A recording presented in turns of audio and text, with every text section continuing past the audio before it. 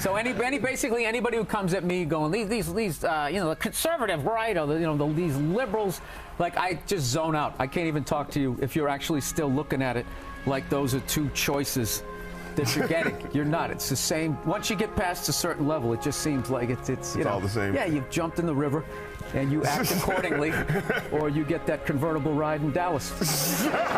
The reason they're the biggest fearmonger is because they're afraid of everything. They bought 1 billion rounds of ammunition. You know what my response is to that, Vlad? When I hear that, people say, oh, they bought 1 billion rounds of ammunition. I say, well, cool, now you only need 5 billion more, because there's 6 billion people on this earth. And if you think you can just clip some of us. Safety should be the responsibility of the individual and the private property owner. But right now, we assume the government's always going to take care of us, and we are supposed to sacrifice our liberties. I say that is wrong. We are not safer.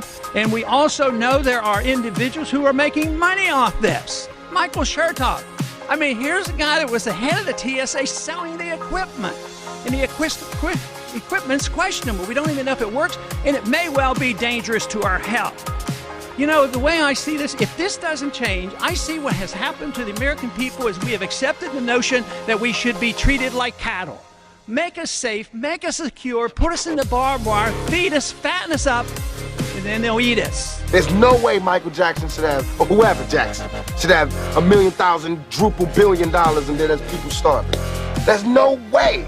There's no way that these people should own planes and their people don't have houses, apartments, shacks, drawers, pants. I know you're rich. I know you got $40 billion, but can you just keep it to one house? You only need one house. And if you only got 2 kids, can you just keep it to 2 rooms? I mean, why have 52 rooms and there's somebody with no room?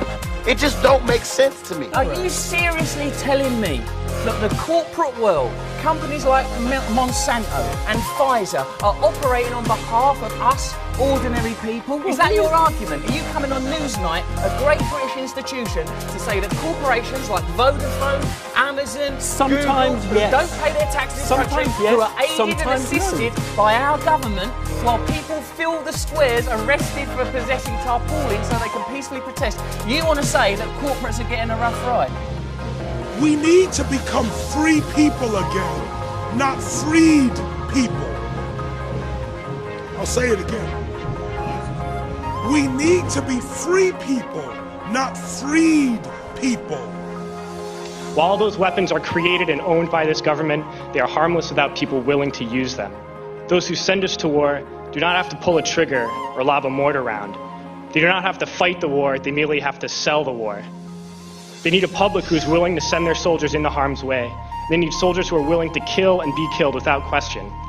They can spend millions on a single bomb, but that bomb only becomes a weapon when the ranks of the military are willing to follow orders to use it. They can send every last soldier anywhere on Earth, but there will only be a war if soldiers are willing to fight. And the ruling class, the billionaires who profit from human suffering, care only about expanding their wealth, controlling the world economy. Because my friend recently died. He left a hole in my heart. All right, a hole that can never be filled. And I'm speaking for my soul here. We cared when he died. We care when everyone dies. But you know what the difference is, bigots of the world? That when those people die, if someone catches the gangbanger or the individual who's responsible for their murder on camera, he's going to jail 99.9% of the time.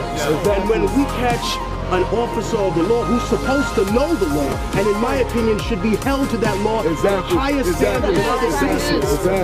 99.999% of the time, we hear excuses instead of hearing accountability. And that's all we're saying. We want you to make it what you said it was on paper. Otherwise, it's a lie. And I tell people that empires and governments don't fall. I will repeat this. They don't fall because they lose wars. We haven't won a war since World War II, unless you include Panama in the mix. People fall and cripple and crumble and fall apart because people stop believing it. I'm very disturbed about it. I'm bothered over Guantanamo because it seems we've created our own Hanoi Hilton. And we can live with that.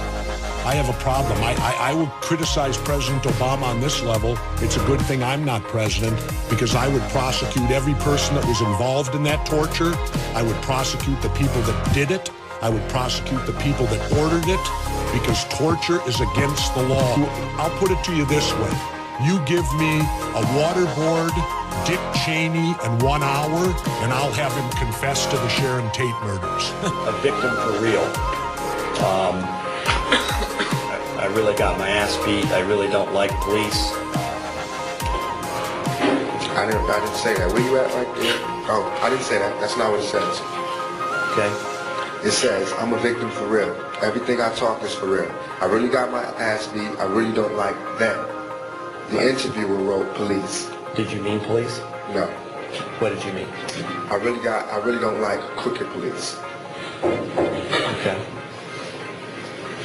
So you feel okay about other police? Feel okay? You like other police? You just don't like police? Is that your statement? I like everybody that just does their job. That the militarization of police is something that has gotten so far out of control, and we've allowed it to descend along with not a great protection of our civil liberties as well. So we say we're going to do this. It's okay if it's for drugs. Well, look at the instances of what have happened in recent times. The instance in Georgia just a couple of months ago of an infant in a crib getting a percussion grenade thrown in through a window in a no-knock raid. Turns out the infant obviously wasn't involved in the drug trade, but neither was even the infant's family. Happened to be in the wrong place at the wrong time. No one's even been indicted on this. So really, this is crazy out of control, and giving military equipment, and with the breakdown of the whole idea of due process, of no-knock raids, and not having judges issue warrants anymore, you can see how this gets out of control, and people are very, very concerned with what is going on here. And I see the response so far to be lackluster, and I hope you will do a more complete job in trying to fix this. Thank you. The bottom line is, and where I'm going with this is, whether it's unmarked cars, whether it's MRAPs and militarized police, there's an attitude among our public officials that they're in charge, that they are the masters and we are the servants, and it's not the other way around. They're the servants and we're the master. I mean, essentially what we're looking at here is what amounts to a shadow or a parallel legal system. But we're not allowed to know what the laws of that legal system are, or how we can do something that would get us categorized as what they call a KST, a known or suspected terrorist. You know, it could be that you actually are engaged in a terror plot, and there's a good reason why the government wants to monitor you. But what we found in investigating this is that the standards that they use to place people, including American citizens, on this list is what's called reasonable suspicion, which is the same standard used for stop and frisk. Hey, these kids are on the corner, and I think they're up to no good, so I go in. It's like a global stop and frisk program. Soldiers would realize that they have more in common with the Iraqi people than they do with the billionaires who send us to war. I threw families onto the street in Iraq, only to come home and find families thrown onto the street in this country, in this tragic and unnecessary foreclosure crisis. We need to wake up and realize that our real enemies are not in some distant land. They're not people whose names we don't know and cultures we don't understand. The enemy is people we know very well and people we can identify. The enemy is a system that wages war when it's profitable. The enemy is the CEOs who lay us off from our jobs when it's profitable. It's the insurance companies who deny us health care when it's profitable. It's the banks who take away our homes when it's profitable. Our enemy is not 5,000 miles away. They are right here at home. And if we organize and fight with our sisters and brothers, we can stop this war, we can stop this government, and we can create a better world.